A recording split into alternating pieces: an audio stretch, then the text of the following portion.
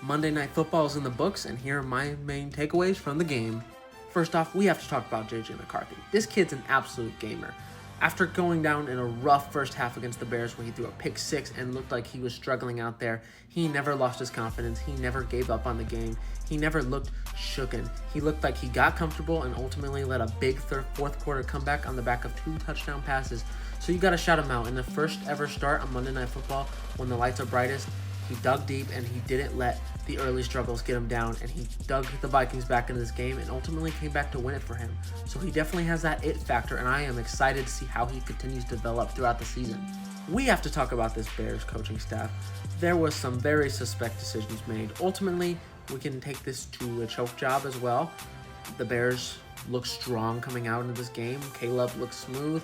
Defense was playing great, especially in the trenches, but ultimately they kind of melted in that fourth quarter. But what I want to emphasize about this performance by the Bears coaching staff is the special team blunder. Honestly, what was going on? Why did they kick the ball in bounds?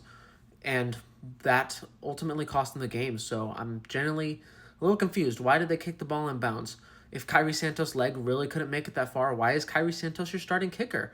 Like, there's so many other options. Like, why kick that ball in bounds? Why kill the game like that? It was just a very odd display and ultimately the cherry on top to a pretty rough Monday Night Football meltdown. And on the contrary, let's talk about the Vikings coaching staff, who were absolutely phenomenal. Brian Flores is a maniac, a defensive scheme mastermind, and continues to show it. His defense clutched up time and time again and really locked in for that second half. He continues to be phenomenal.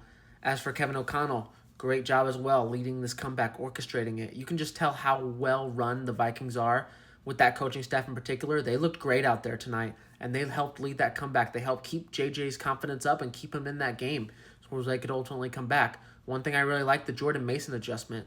They decided to switch it up, lead with Jordan Mason as the lead back, and that tough running is what got them back in the game. While JJ's confidence and his willingness to fight was definitely a big part of this comeback, you can't deny that some of those schemes and adjustments made by both sides of the ball, how essential they were to getting the Vikings the victory here tonight. And overall, another impressive showing for such a great staff.